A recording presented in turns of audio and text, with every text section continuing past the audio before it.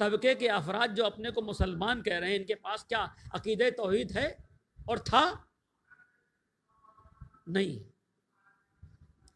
اچھا ایک بات ذرا ذہن میں رکھیے کہ قرآن نے خدا کے وجود پر، کہ خدا ہے، اس پر کوئی دلیل نہیں دی۔ آپ کہیں گے مولانا صاحب یہ عجیب بات کر رہے ہیں آپ، خدا ہے، خدا کا وجود ہے، اس پر کوئی دلیل نہیں دی ہے۔ کیوں؟ دلیل اس پہ دی جاتی ہے جو چیز واضح نہ ہو۔ سورہ توحید جو آپ پڑھتے ہیں، سورہ اخلاص، اس میں کہاں کہا ہے کہ خدا ہے، اس کی وجہ یہ ہے؟ نہیں کہا قل هو اللہ احد، اے حبیب کہہ دیجئے کہ وہ اللہ ایک ہے۔ دلیلیں ایک ہونے پر تو دی ہیں، ایک ہونے پر دی ہیں، لیکن خدا ہے اس پر کوئی دلیل نہیں۔ کچھ لوگ سورہ ابراہیم کی آیت لے کر آئے، افی اللہ شک فاطر السماوات والارض۔ میں کہوں گا یہ بھی دلیل نہیں ہے، بلکہ یہ تو پیغام ہے کہ خدا کہہ رہا ہے کہ کیا تمہیں اللہ پر کوئی شک ہے، اللہ کے وجود میں شک ہے؟ فاطر السماوات والارض، کہ جو آسمان اور زمین کا پیدا کرنے والا ہے، یہاں دلیل نہیں ہے، بلکہ کہا جائے کہ ان کے ذہنوں کو جھجوڑا ہے کہ تم اس خالق کے بارے میں شک کرتے ہو؟ کیا تم اس خالق کے بارے میں شک کرتے ہو؟ یعنی شک کی گنجائش نہیں ہے۔ اگر ہے تو کیا ہے کہ خدا ایک ہے، اس پر دلیل دی ہے۔ اچھا گفتگو چل رہی ہے نہج البلاغہ خطبے کے اوپر کہ کس طرح میرا مولا بیان کر رہا ہے۔ کہا دیکھو فاطر السماوات والارض، قرآن نے جھجوڑا، افی اللہ شکن، کیا اللہ میں شک ہے جو کہ زمین اور آسمان کا خالق ہے؟ کیا تم نے بنایا ہے یا پروردگار نے بنایا ہے؟ اچھا یہ بات کسی دلیل کی محتاج نہیں ہے، بس تھوڑا سا گفتگو تھوڑا مشکل ہونے والی ہے، لیکن چونکہ خاص مقصد کے تحت میں اس عنوان کو لے کر آیا ہوں، تاکہ بتایا جائے کہ اگر توحید کہیں پر خالص حالت میں ہے تو وہ مکتب اہل بیت میں ہے۔ خالص حالت میں جس کے ہاں خالص توحید کا عقیدہ ہے وہ مکتب اہل بیت ہے۔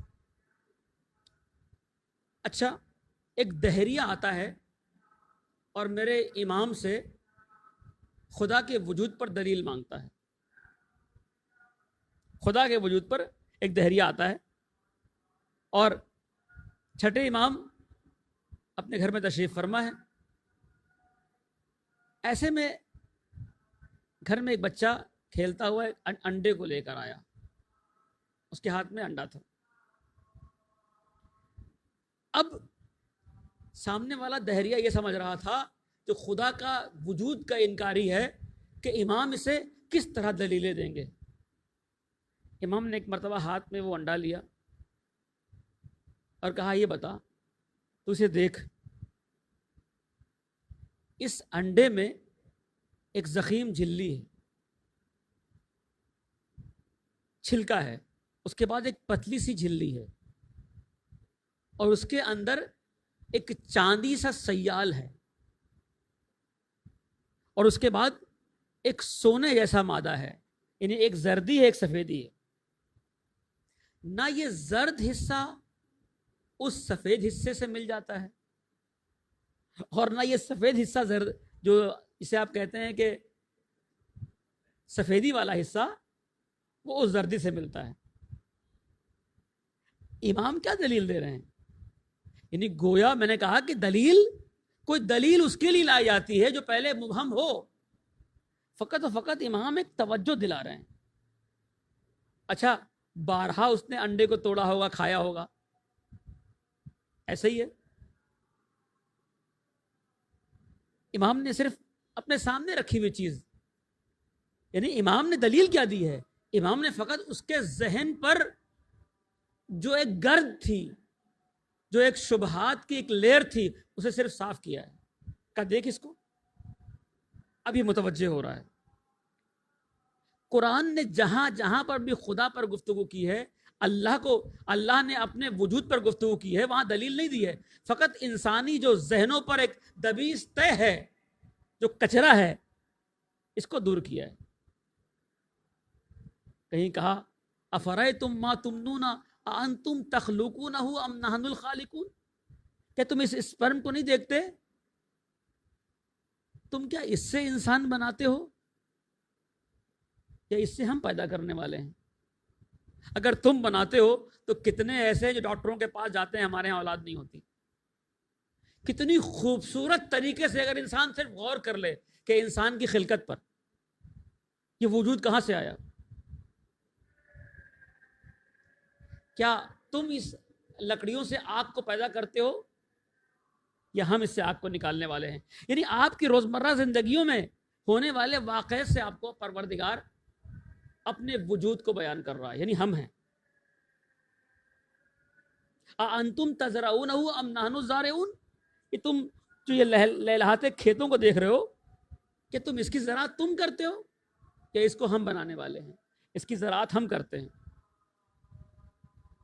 اَأَنْتُمْ أَنشَأْتُمْ شَجَرَتَهَا أَمْ نَحْنُ الْمُنشِئُونَ۔ اچھا اگر تم سمجھتے ہو ہم ہیں تو تم یہ آسمان سے برستا ہوا مینا، یہ پانی نہیں دیکھتے کس طرح ہم اسے میٹھا پانی بنا کر تمہارے لیے عطا کرتے ہیں؟ ہم چاہیں تو اسے کھارا کر دیں۔ توجہ تو کیجئے، پروردگار اپنی نعمتوں کو بیان کر رہا ہے۔ اسی طرح امام نے کہا ذرا اس انڈے کو دیکھو، اب اس کے جو ساری کے ساری شبہات تھے، کہا یہ دیکھ، کہا نہ کوئی چیز اس انڈے سے باہر آئی ہے، جس نے اس زردی کو زردی بنایا ہو وہ کہے، اور اس سفیدی کو سفیدی بنایا ہو، اور نہ ہی کوئی چیز اس انڈے کے اندر گئی ہے، تو آخر یہ چیزیں دی کس نے؟ پھر کہا اس کے بعد جب اسی سے خوبصورت سا پرندہ نکلتا ہے، اس کے پروں کو دیکھو، اس پانی کو دیکھو جو اس انڈے میں موجود ہے، اس زردی کو دیکھو، اور اس سے نکلنے والا ایک شان ایک پرندے کو دیکھو۔ کیا یہ زمانے نے بنایا ہے؟ کیا یہ ایک زمانے نے بنایا ہے؟ یہاں پر علماء ایک مثال دیتے ہیں سمجھانے کے لیے۔ اگر آج کل پوچھیں نا دہریوں سے، یا آج جو میٹریلسٹ ہیں جو خدا کو نہیں مانتے، ان سے پوچھیں اگر آپ کے سامنے کوئی تحریر لائی جائے جس میں ایک مضمون لکھا ہوا ہو، اور کوئی کہے کہ جناب اس مضمون کو پڑھیے اور بتائیے جو اس میں ترتیب ہے یہ خود سے بن گئی ہے، کبھی نہیں مانے گا کہ بھائی اس کی بورڈ تھا، وہ تمام الفاظ خود دبتے رہے اور ایک مضمون تیار ہو گیا۔ بھائی الفاظ تو سارے کی بورڈ پہ ہیں نا، اس سے ایک لیٹر تیار ہو گیا۔ آپ کہیں گے یہ ہو ہی نہیں سکتا، اس لیے کوئی نہ کوئی منظم ایک شخص ہے جس نے اس رشتے تحریر میں اس کو لے کر آیا ہے۔ یہ ایسا نہیں ہو سکتا کہ یہ سارے بٹن پہ کلک ہوتا گیا اور ایک مضمون تیار ہو گیا۔ میں کہوں کیوں نہیں ہو سکتا؟ کیوں نہیں ہو سکتا؟ بھائی بٹن ہوا چلتی رہی، بٹن دبتے رہے، تو اس نے کہا اگر خود سے اگر بٹن دبتے رہیں گے تو اس میں ترتیب تھوڑی ہوگی، یہ جملے نکل کے تھوڑی آئیں گے، مضمون نکل کے تو نہیں آئے گا، الفاظ کی گہرائی تو نہیں ہوگی، ایک بے ترتیب، ایک ناہموار، بے ہنگم سی ایک مضمون ہوگا جسے کوئی انسان مضمون نہیں کہے گا۔ تو میں یہی تو کہوں گا بھائی آپ ایک مضمون میں اس کے اندر ایک منظم تحریر کو دیکھ کر کہتے ہو کہ کوئی نہ کوئی اس کا تحریر کرنے والا ہے، تو میں سوال کرتا ہوں یہ پوری منظم کائنات، یہ کہکشائیں، یہ نور کا نکلنا، یہ زمین کا حرکت کرنا، یہ زمین کے اندر جو بقا ہے، زمین کے اندر جو کشش ہے، یہ جو سورج کا اپنے مقررہ مقدار میں نکل کر حرکت کرنا، اور اس کے بعد یہ افلاک شمسی، اور اس کے بعد یہ انسانی وجود، کیا یہ آنکھ خود سے بن گئی؟ ہوا چلی، یہ زمانہ بنا، ایک پانی تھا وہ ہلا، اس کے بعد آنکھ بنا دیا اس نے کان بنا دیا، یہ کان کی وہ تمام پردے اس نے بنا دیے، آنکھ کے اندر یہ خوبصورت ترین جو جوہر روشنی رکھی ہے یہ اسی پانی کا کمال ہے جو انسان کے بدن سے نکلتا ہے۔ کیا گھٹنوں کے اندر موجود جو مایا ہے جو انسان کے رگڑنے پر اس اپنے گھٹنے کو بچاتا ہے یہ اسی پانی نے بنا دیا ہے۔ یہ انسان کی آنتیں جو ایک مخصوص مقدار میں حرکت کرتی ہیں یہ خود بخود بن گئی ہیں۔ کیا بتائیے اس پورا نظام کائنات جس میں ایک نظم قائم ہے کہ یہ خود سے بن گیا ہے کہ یہ زمانے نے بنا دیا ہے؟ آپ ایک تحریر کو نہیں مانتے ہیں کہ خود سے بن گئی ہے، پوری کائنات کو مانتے ہیں خود سے بن گئی ہے۔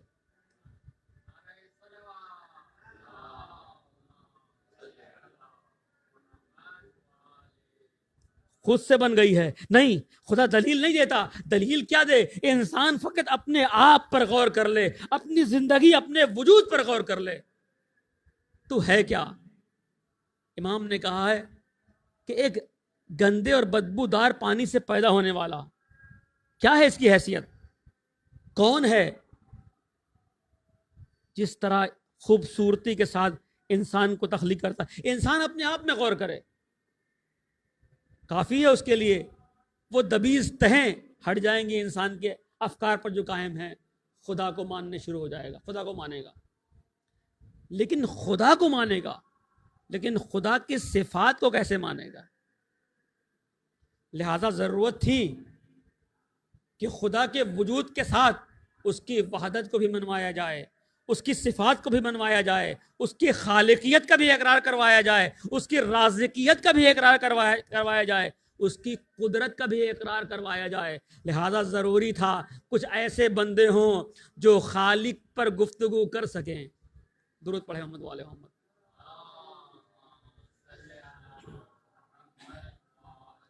لہذا امام نے فرمایا الحمدللہ الذی لا یبلغ مدحتہ القائلون ولا یحصی نامہ العاد ولا یؤدی حقہ المجتہدون الذی لا یدرکہ بعد الہمم ولا ینالہ غوث الفتن الذی لیس لصفتہ حد محدود ولا نعت موجود ولا وقت معدود ولا اجل ممدود فطر الخلائق بقدرتہ۔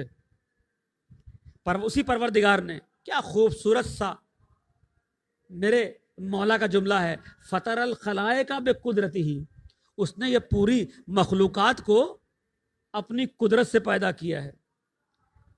جب انسان کہتا ہے نا اس کے بنانے والے ہم ہیں، تو بھائی آپ بناتے تو ہیں، آپ نے ایک چیز کو ایجاد کر لیا، آپ نے ایک گاڑی بنائی، لیکن آپ نے لوہے کو نہیں بنایا ہے، آپ نے پلاسٹک کو تخلیق نہیں کیا ہے، وہ سارے کے سارے را مٹیریل یہی کے ہیں، پروردگار نے خلق کیا ہے۔ تم نے کچھ بھی خلق نہیں کیا ہے، تم نے فقط ایک صورت کو منظم کیا ہے۔ اور پروردگار نے، میرا مولا فرماتا ہے فطر الخلائق بقدرتہ، پروردگار نے مخلوقات کو اپنی قدرت سے بنایا ہے، کوئی اور نہیں ہے جو اس کے ساتھ شریک ہو، کسی کی اس نے مدد نہیں لی ہے۔ فطر الخلائق بقدرتہ وَنَشَرَ الرِّيَاحَ بِرَحْمَتِهِ، اور اس نے دیکھو یہ ہواؤں کو اس نے اپنی رحمت سے چلایا ہے۔ جب اسی کراچی شہر میں جب سی بریز، سمندری ہوائیں بند ہو جاتی ہیں ہارٹ اسٹروک میں، تو کیا عالم ہوتا ہے؟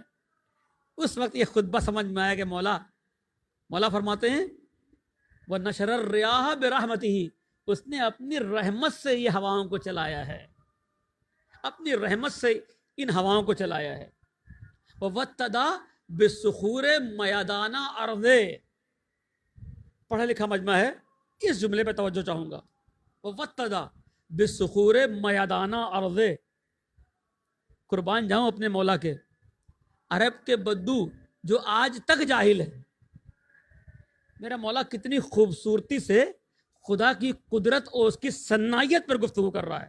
وَوَتَّدَا بِالصُّخُورِ مَيَدَانَ أَرْضِ، وہی پروردگار ہے جس نے ہلتی ہوئی زمین میں پہاڑوں کی میخوں کو گاڑ دیا ہے.